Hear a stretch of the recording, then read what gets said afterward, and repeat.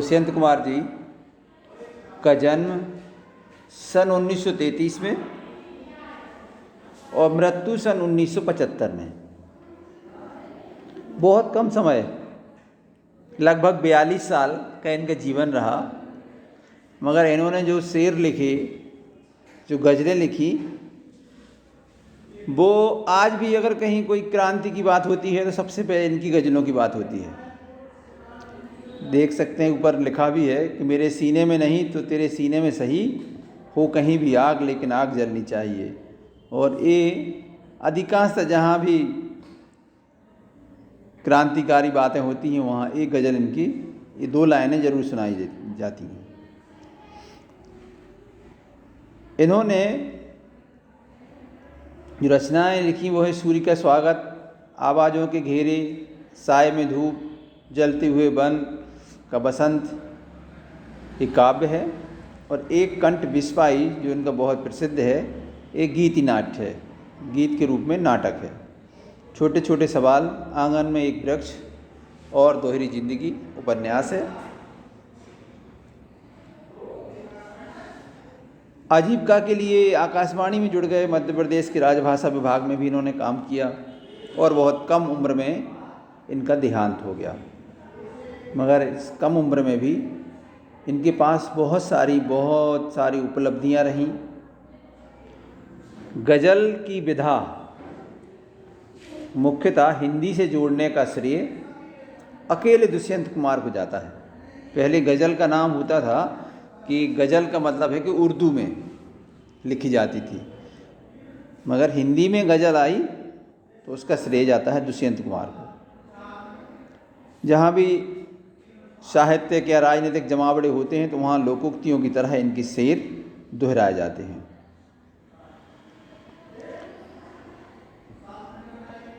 हमारे कोर्स में है साए में धूप, एक गज़ल संग्रह है और उस गज़ल के कुछ शेर, कुछ गज़लें यहाँ दी गई हैं और इस पाठ में इसका शीर्षक भी है साए में धूप।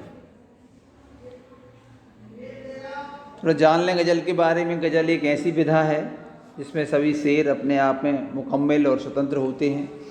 उन्हें किसी क्रम व्यवस्था के तहत पढ़े जाने की दरकार नहीं रहती।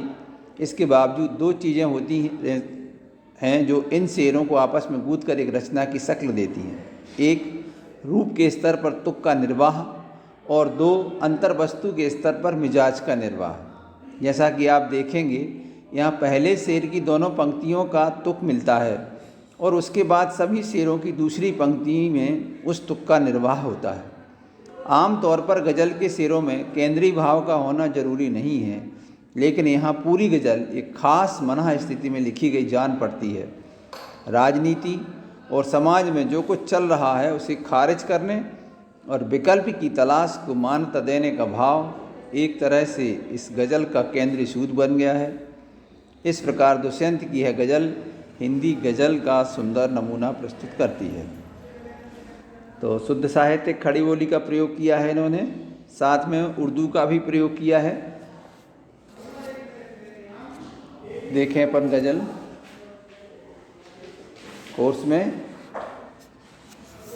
एक गज़ल है कि कहाँ तो तय था चिरागा हर एक घर के लिए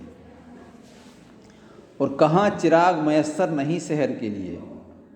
जब इनका जन्म हुआ उस समय हमारा देश परतंत्र था। बहुत लंबे समय तक 1947 तक परतंत्र रहा।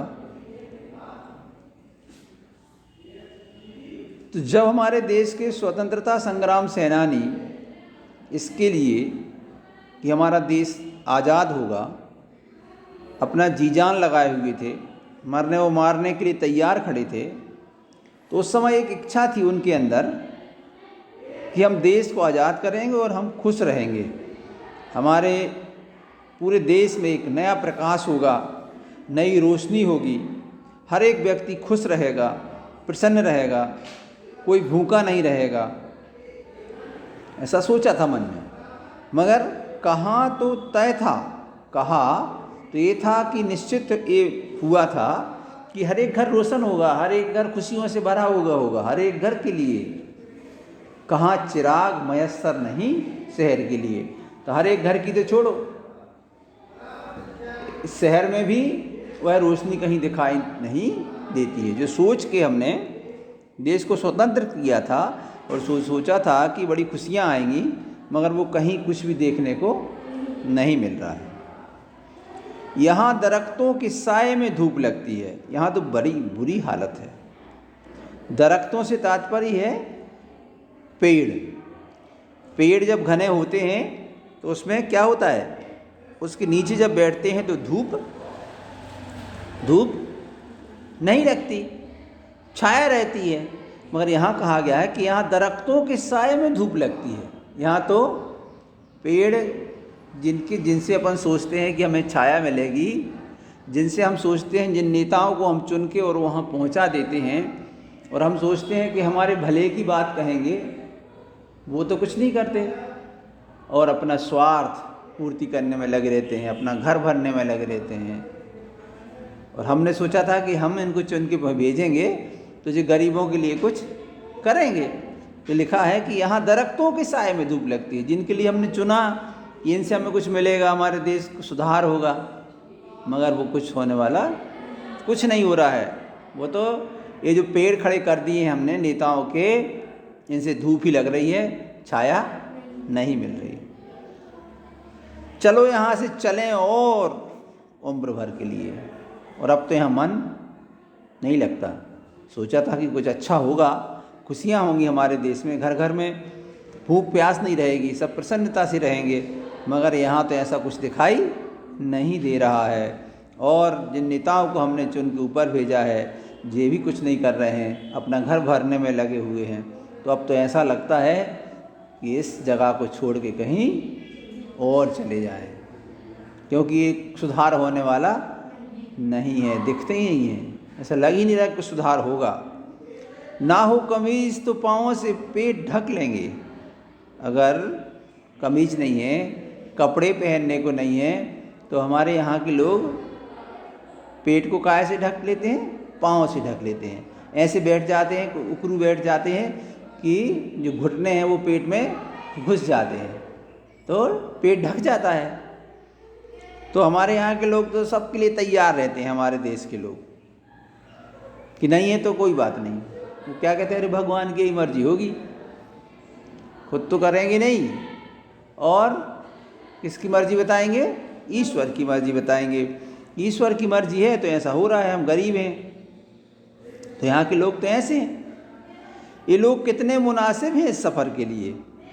क्या ऐसे लोग कुछ कर पाएंगे जिनने सोच लिया कि हम भाग्य के भरोसे बैठे हुए हैं, जो सोच रहे हैं कि भगवान ने ऐसे दे दिया, हमें भूख दे दी, प्यास दे दी, गरीबी दे दी।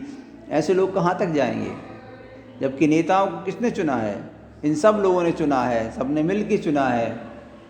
मगर हम चाहें तो उन नेताओं को नीचे भी ला सकते हैं, क्रांति ला सकते हैं, मगर मन में हमारे बैठ गया है कि जो भी हमारे अंदर गरीबी है, हमारे आसपास गरीबी है, हम परेशान हैं, तो उसके लिए हम दोषी नहीं हैं, वो नेता भी दोषी नहीं है। एक ऐसा आदमी दोषी है जो दिखाई नहीं देता, और वह है ईश्वर, जो दिखाई नहीं देता, इसका आता पता नहीं है। मगर हम दोषी किसको बनाते हैं, ईश्वर को, उस भाग्य को जिसका आता पता ही नहीं है। तो अगर ऐसे रहेंगे तो कुछ सुधार होने वाला नहीं है। फिर खुदा नहीं ना सही, आदमी का ख्वाब सही। और ये क्या है, भगवान है और नहीं है, इसका कुछ अता पता नहीं है। मगर लोग मन में बड़े अच्छे अच्छे सपने देखते रहते हैं, भगवान सुनेगा, आगे अच्छा समय आएगा हमारा, ऐसे आ जाएगा बैठे बैठे, अच्छा समय आएगा, भगवान सुनेगा। घूरे के भी दिन फिरते हैं, अरे हमारे भी फिरेंगे। ऐसे बैठे बैठे सोचने से कुछ नहीं होता। कह रहे हैं खुदा नहीं ना सही, ईश्वर नहीं है और उससे कुछ लेना देना भी नहीं है, ना सही कोई बात नहीं। मगर आदमी तो उनके ख्वाब में जीता रहता है, उनके स्वप्न देखता रहता है, उस ईश्वर को देखता रहता है कि भगवान सुनेगा, आएगा और हमें कुछ अच्छा करेगा। खुद नहीं करेंगे कुछ, ईश्वर करेगा अच्छा। कोई हसीन नज़ारा तो है नज़र के लिए, और बैठे बैठे हसीन मस्त अपने अपने सुनहरे सपने देखते रहते हैं, भगवान को दोषी बनाते रहते हैं, सोचते हैं हम अच्छा समय आएगा, और वो अच्छा समय कभी नहीं आता। आलसियों के यहाँ कोई कभी अच्छा समय नहीं आता। तो ऐसे वे मुतमईन हैं कि पत्थर पिघल नहीं सकता। वे लोग इसलिए कुछ नहीं कर रहे हैं, जनता देश की, कि नेताओं का कुछ नहीं हो सकता। जो भी नेता बनता है वही अपना घर बनने लगता है। कोई ऐसा नहीं होता कि एक आएगा और वो बहुत अच्छा काम करेगा। तो जितने भी नेता बनाते हैं, जितने भी राजनेता बनाते हैं, वो पूरा उन्हीं के ऊपर रहता है, सब पूरा काम, पूरा प्रबंधन देश का और प्रदेश का, सभी का। तो ये पूरा भरोसा है, मुतमईन मतलब पूरा भरोसा है कि इन लोगों में कोई असर होने वाला नहीं, कोई सुधार होने वाला नहीं है। फिर भी कभी कहता है कि मुझे भी पता है कि कोई सुधार नहीं होना, मगर मैं तो बेकरार हूँ, मेरे अंदर तो ऐसी इच्छा है कि मैं अपनी आवाज़ से ऐसी बातें करता रहूँ कि कहीं तो कुछ असर हो जाए। तो मैं बेकरार हूँ आवाज़ में असर के लिए, कि मेरी आवाज़ से कोई असर हो जाए। मेरे से तो लग रहा है कि पत्थर नहीं पिघल सकता, और हम तो इसलिए लगे हैं कि हो सकता है कि कोई फ़ायदा हो जाए, लोग में चेतना आ जाए और अपने अधिकार के लिए लड़ना सीख जाए।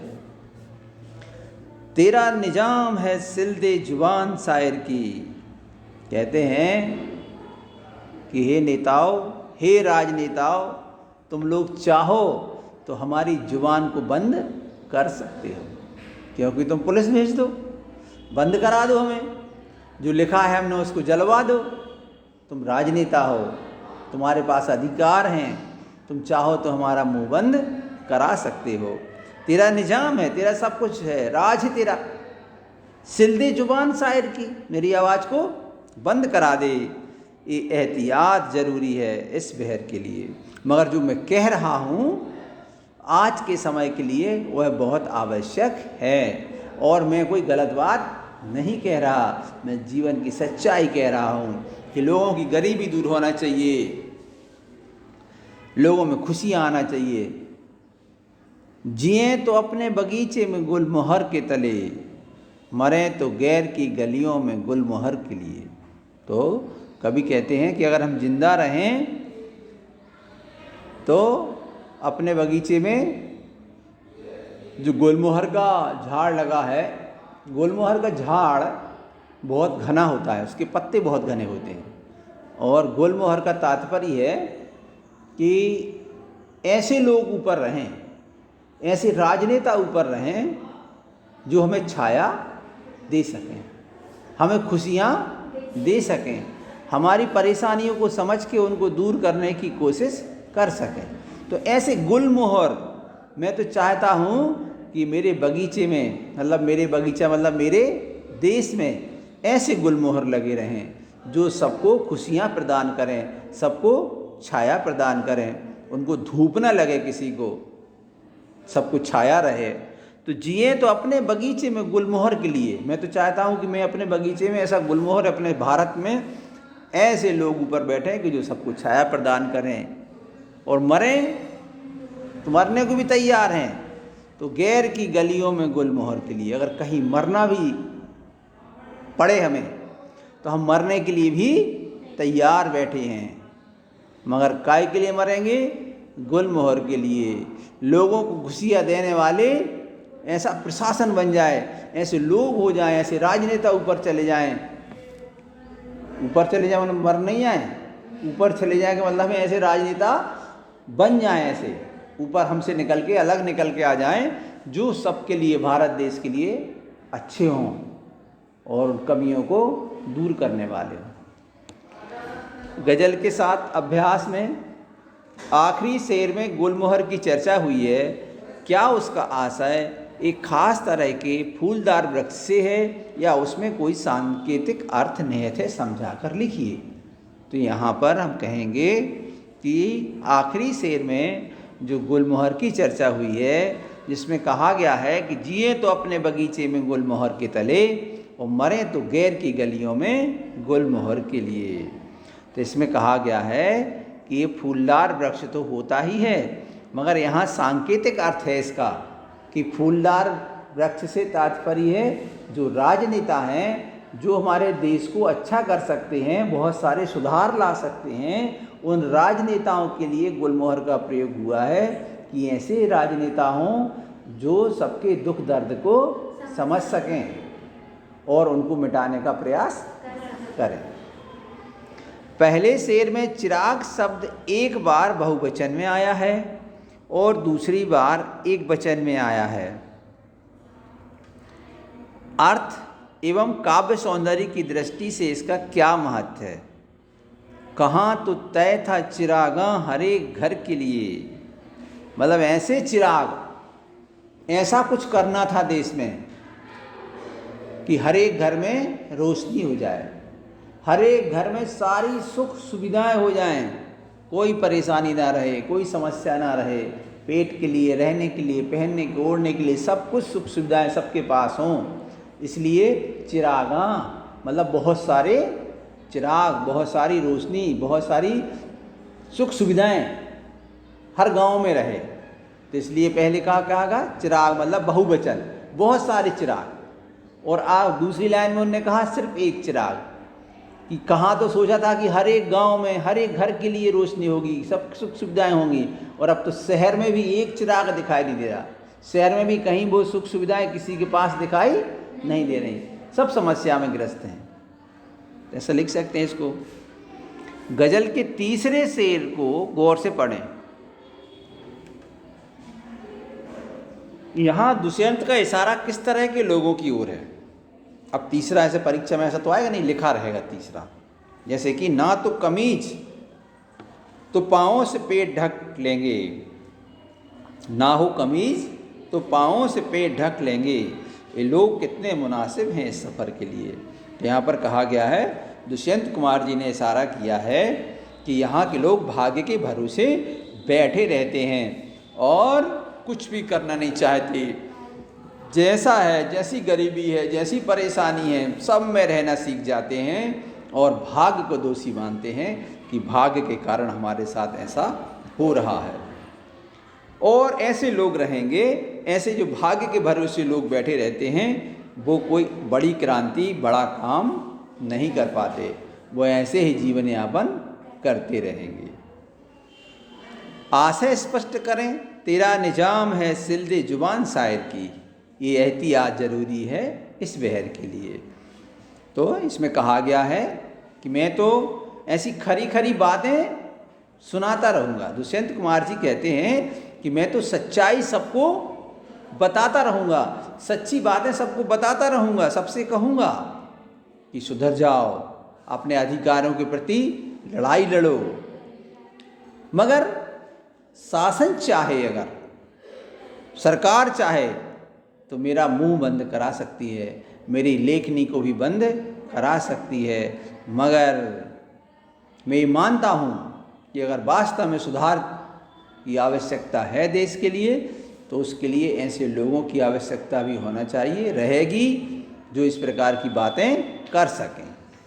तो डरने की आवश्यकता नहीं है, मैं तो ऐसी ही बातें करता रहूँगा जिससे कि कुछ सुधार हो जाए।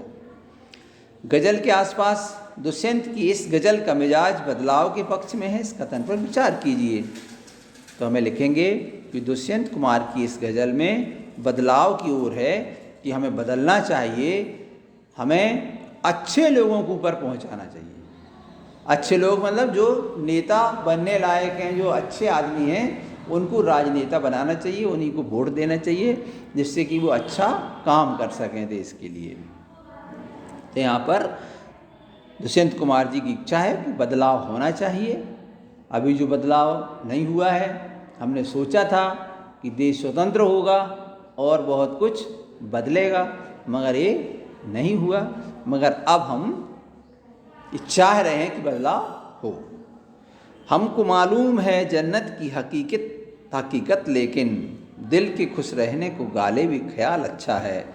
दुष्यंत की गज़ल का चौथा शेर पढ़ें और बताएं कि गालिब के उपयुक्त शेर से वह किस तरह जुड़ता है। ऐसे प्रश्न आते हैं परीक्षा में अब कि अब आप खुद घूम के रह जाओ कि हमें करना क्या है इसमें।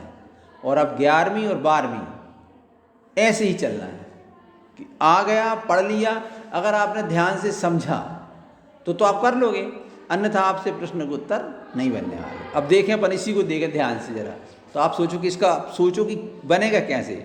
हमको मालूम है जन्नत की हकीकत लेकिन दिल के खुश रहने को गालिब ख्याल अच्छा है। तो इसमें चौथा है खुदा नहीं न सही आदमी का ख्वाब सही, कोई हसीन नजारा तो है नज़र के लिए। ये दोनों आपस में मिलते जुलते शेर हैं और जो इसमें प्रश्न में लिखा है ये शेर है गालिब का। एक शायर हुए हैं गालिब, वो कहते हैं कि हमको मालूम है जन्नत की हकीकत लेकिन दिल के खुश रखने को गालिब ख्याल अच्छा है। वो कहते हैं कि मुझे तो मालूम है इस संसार की वास्तविकता क्या है, हकीकत क्या है, सच्चाई क्या है, परंतु दिल को खुश करने के लिए कोई ख्याल मन में, कोई स्वप्न मन में ले लेना चाहिए। देखा ना, दिल के खुश रखने को गालिब ख्याल अच्छा है। कोई भी ख्याल, कोई भी स्वप्न हम मन में सोचते रहें, जैसे कि दुष्यंत कुमार जी कहते हैं। दुष्यंत कुमार जी कहते हैं कि खुदा नहीं न सही, ईश्वर है और नहीं है इसका कुछ अता पता नहीं। अगर नहीं है तो कोई बात नहीं, मगर आदमी इस ख्याल में रहता है, इस स्वप्न में रहता है कि वो सोचता रहता है कि ये जो कुछ भी हो रहा है हमारे जीवन में ये सब भगवान के द्वारा दिया हुआ है, तो अच्छा भी समय आएगा। आज खराब है तो कल अच्छा आएगा। भाग्य हमारे अभी ठीक नहीं है, भाग्य फूटे हैं, भाग्य खराब है, इसलिए ऐसा हुआ है। तो ऐसे स्वप्न देखता रहता है। तो ये तो अच्छी सोच के लिए कि चलो सोचते रहो, कुछ तो अच्छा सोचते रहो, कर तो आ नहीं रहे हैं। तो दोनों एक दूसरे से क्या कर रहे हैं, ये मेल खा रहे हैं। क्या लिखना हमें कि गालिब का शेर और दुष्यंत कुमार का शेर आपस में मेल खाता है, एक ही बात कहता है। उत्तर हो जाएगा। यहाँ दरख्तों के साये में धूप लगती है। यह वाक्य मुहावरे की तरह अलग अलग परिस्थितियों में अर्थ दे सकता है। मसलन यह ऐसी अदालतों पर लागू होता है जहाँ इंसाफ नहीं मिल पाता। कुछ ऐसी परिस्थितियाँ की कल्पना करते हुए निम्नांकित अधूरे वाक्य को पूरा करें। यह ऐसे नाते रिश्तों पर लागू होता है, यह ऐसे विद्यालयों पर लागू होता है, यह ऐसे अस्पतालों पर लागू होता है, यह ऐसी पुलिस व्यवस्था पर लागू होता है। कहाँ क्या लिखेंगे इसके आगे? यहाँ ऐसे नाते रिश्तों पर लागू होता है जो स्वार्थी होते हैं, ऐसे लिखेंगे। यह ऐसे विद्यालयों पर लागू होता है जहाँ पढ़ाई नहीं होती। यह ऐसे अस्पतालों पर लागू होता है जहाँ बिना पैसों के कोई काम नहीं होता, है ना, ऐसे लिखना। यह ऐसी पुलिस व्यवस्था पर लागू होता है कि जहाँ सुरक्षा हो। पुलिस मतलब क्या कहा जाता है? सुरक्षा। मगर पुलिस का नाम लेते ही भय होता है, डर लगता है। तो लिखेंगे इसमें कि वैसे तो पुलिस के नाम के साथ सुरक्षा जुड़ा हुआ है, मगर वास्तविकता ये है कि जब उनका नाम लेते हैं तो भय और डर छा जाता है। ऐसे पूरी करना है। तो जो हमने बताया वो ही नहीं करना, अपने मन से करना है। जैसे कि लिखा है यह ऐसे विद्यालयों पर लागू होता है जहाँ ठीक से पढ़ाई नहीं होती। बहुत बड़े बड़े स्कूल हैं मगर पढ़ाई नहीं होती। अस्पतालों में ठीक से इलाज नहीं होता।